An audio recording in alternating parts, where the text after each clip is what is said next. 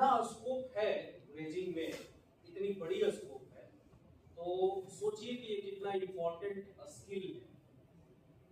समझ रहे हैं आप लोग मेरी बात?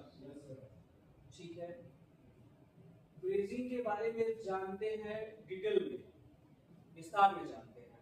विस्तार में जानने के लिए यहाँ कुछ कंटेंट लिखा हुआ है जो मैं आपको एक शॉर्ट कोट तरीके से, शॉर्ट वे में आपको मैं समझा रहा हूँ। ठीक है, तो सबसे पहले यहाँ लिखा हुआ है कि कॉपर ट्यूब ऑपरेशन, देख रहे हैं ना आप लोग?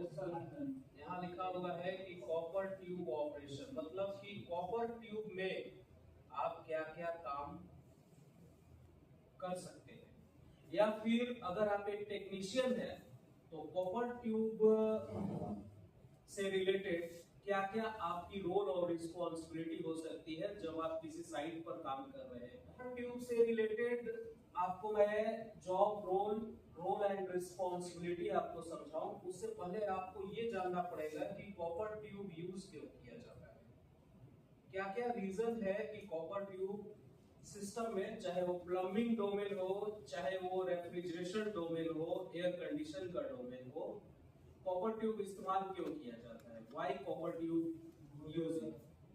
फर्स्ट रीजन है copper is corrosion resistance, copper जंग को नहीं लगने देता है। सेकेंड रीजन है कि copper can handle bigger pressure, copper बड़ी से बड़ी प्रेशर को हैंडल कर लेता है। थर्ड रीजन है कि कॉपर का जो वेट होता है वो लेस होता है, लाइट होता है, कम होता है। Copper have higher heat transfer coefficient, जो तुमने बोला।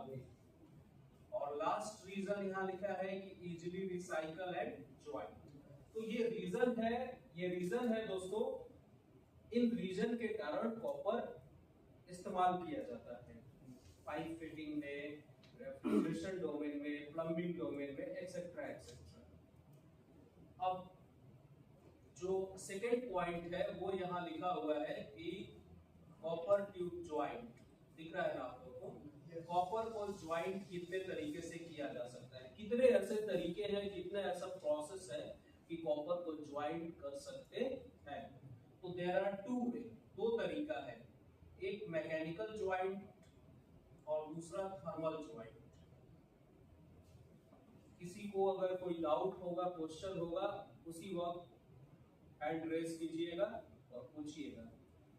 दो कॉपर को एक साथ जोड़ना है, दो तरीका है, एक मैकेनिकल ज्वाइंट और एक थर्मल ज्वाइंट। मैकेनिकल ज्वाइंट को टेम्पररी ज्वाइंट भी बोलते हैं और फ्लेयरिंग भी बोलते हैं। थर्मल ज्वाइंट को परमानेंट ज्वाइंट बोलते हैं और ब्रेजिंग भी बोलते हैं। बात समझ में आ रही है? ज्वाइंट कैसे होता है? टेम्पररी ज्वाइंट फ्लेयरिंग के थ्रू होता है। फ्लेयर टूल्स मैं आपको दिखाता हूँ, ये है फ्लेयरिंग टूल्स। इस टूल्स के थ्रू होता है टेम्पररी ज्वाइंट। बात समझ रहे हो? ये फ्लेयरिंग टूल है, इस टूल्स के थ्रू होता है टेम्पररी ज्वाइंट। दो कॉपर के ट्यूब को फ्लेयर बनाकर, एक में मेल एक में फीमेल नट लगाकर एक दूसरे के साथ उसको एडजस्टेबल रिंच यूज करते हुए टाइट कर देते हैं। ठीक है, टेम्पररी ज्वाइंट के लिए। और दूसरा ज्वाइंट जो यहाँ लिखा है थर्मल ज्वाइंट, मतलब परमानेंट ज्वाइंट, जिसको ब्रेजिंग भी कहते हैं। अब ब्रेजिंग दो टाइप का होता है, ध्यान से देखिए और समझिए। ब्रेजिंग दो टाइप का होता है, एक होता है रेसिडेंशियल ब्रेजिंग और एक होता है इंडस्ट्रियल ब्रेजिंग। जो रेसिडेंशियल ब्रेजिंग होता है उसमें वो ब्यूटेन के थ्रू होता है, यहाँ नीचे लिखा हुआ है बाय ब्यूटेन गैस। और जो इंडस्ट्रियल ब्रेजिंग होता है वो एलपीजी ऑक्सीजन या फिर एसिटिलीन ऑक्सीजन, दोनों में से कोई भी। ठीक है सर, जो टेम्परेरी ज्वाइंट होता है सर, इसमें लीकेज के चांस हो सकते हैं क्या? नहीं, अगर आपको बहुत अच्छा फ्लेयरिंग बनाने आता है और टेफ्लॉन टेप यूज करते हुए अगर आप मेल और फीमेल को प्रॉपर एडजस्टेबल रिंच के थ्रू टाइट किए हैं तो लीकेज की कोई चांसेस नहीं है। फ्लेयरिंग मतलब क्या? थ्रेडिंग से? फ्लेयरिंग ठीक है। And second brazing is a industrial brazing. दोनों में डिफरेंस क्या है कि जो रेसिडेंशियल यूज करेंगे बाइब्यूटेन और जो इंडस्ट्रियल यूज करते हैं वो एलपीजी ऑक्सीजन या एसिटिलीन ऑक्सीजन। अब अलग अलग जो मेटल होता है, अलग अलग जो मेटल पर जो ब्रेजिंग किया जाता है वो जनरली 3 टाइप के अलग अलग मेटल पर हम लोग को काम करने का मौका मिलता है। पहला copper two copper. Copper two copper brazing करने के दौरान जो ये ब्रेजिंग रॉड हम लोग यूज करते हैं इसमें 2% एल्युमिनियम होनी चाहिए। Second copper two metal. Metal कुछ भी हो सकता है, आयरन, एल्युमिनियम, जो भी हो।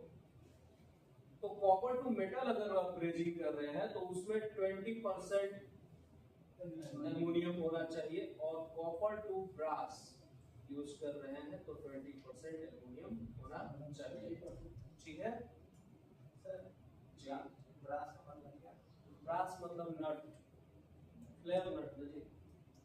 ब्रास मेटल है, हमारा मान लो हो गया, सावर हो गया, चाहे वाल्चर हो गया, और डायमीटर हो गया, हाँ सब ब्रास का है। ब्रास। और ये सर रॉड पे तो परसेंटेज क्या होगा, कैसे पता चलेगा? आप शॉप पर जब खरीदेंगे उसको बताएंगे कि कॉपर टू कॉपर ब्रेजिंग करना है तो आपको रॉड देगा। कॉपर टू मेटल करना है तो आपको वो रॉड देगा जिसमें 20% एल्युमिनियम होती है। 2% वाला रॉड कर सकते हो, लेकिन वो शॉपकीपर को उतनी नॉलेज होनी चाहिए। ब्रेजिंग करने से पहले एक प्रोसीजर होता है, उसको स्वेजिंग बोलते हैं। ब्रेजिंग करने से पहले before brazing must be swaging. सबसे पहले कॉपर का ट्यूब रहेगा, उसको रिमिंग करेंगे। रिमिंग करने के बाद फाइलिंग करेंगे, फिर स्वेजिंग करेंगे, और स्वेजिंग करने के बाद फिर लास्ट स्टेप होता है ब्रेजिंग। तो कॉपर ट्यूब की अगर ब्रेजिंग करनी है तो फर्स्ट स्टेप है copper tube cut, second step है copper tube reaming, filing, swaging, finally brazing. जिस कॉपर ट्यूब में स्वेजिंग किया जाता है वो नीचे रहेगा, और जो नॉन स्वेजिंग रहेगा वो उसके ऊपर रहेगा। ठीक है, यहाँ पर रीमिंग रीमर से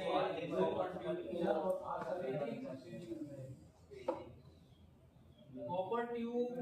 यहाँ आप देखिए कॉपर ट्यूब पर जो आप जो टेक्नीशियन जो काम करते हैं कॉपर ट्यूब पर मेनली ये रोल होता है। हम उसको स्ट्रेट कर सकते हैं, मार्किंग करते हैं, कटिंग करते हैं, रिमिंग करते हैं, बेंडिंग करते हैं,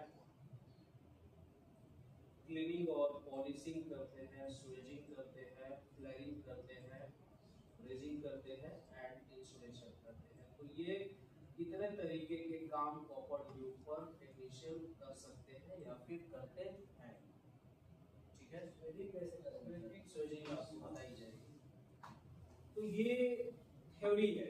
ब्रेजिंग करने के लिए 850 डिग्री सेल्सियस टेम्परेचर होना चाहिए। 850 डिग्री सेल्सियस पर ब्रेजिंग करने के लिए रेडी होता है मेटल। 850 डिग्री सेल्सियस के ऊपर जब टेम्परेचर रहेगा तो ब्रेजिंग कर सकते हो। तो ये थ्योरी पार्ट है। अगर मान लो इंटरव्यू में तुम जा रहे हो तो इंटरव्यूअर तुमसे पूछ सकता है। ये पार्ट आपकी स्ट्रॉन्ग होनी चाहिए, बिल्कुल स्ट्रॉन्ग।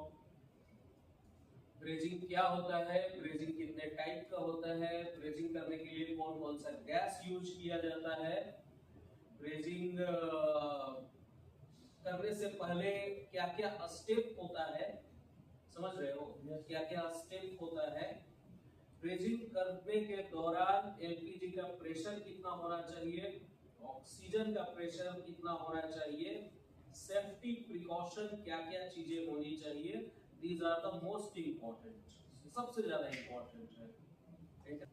हम लोग इंडस्ट्रियल ब्रेजिंग आज करेंगे। तो पीछे में एलपीजी का सिलेंडर है और ऑक्सीजन का भी सिलेंडर है। आप लोगों में से तीन लोग एलपीजी के सिलेंडर को ऐसे पकड़ेंगे, ठीक है, इसी डायरेक्शन में, और 3 लोग ऑक्सीजन वाला और 2 आदमी पूरे हॉस पाइप को नोजल के साथ और लेकर चलेंगे यहाँ से निकलते हुए सीढ़ी से होते हुए नीचे ग्राउंड में, जहाँ बीच में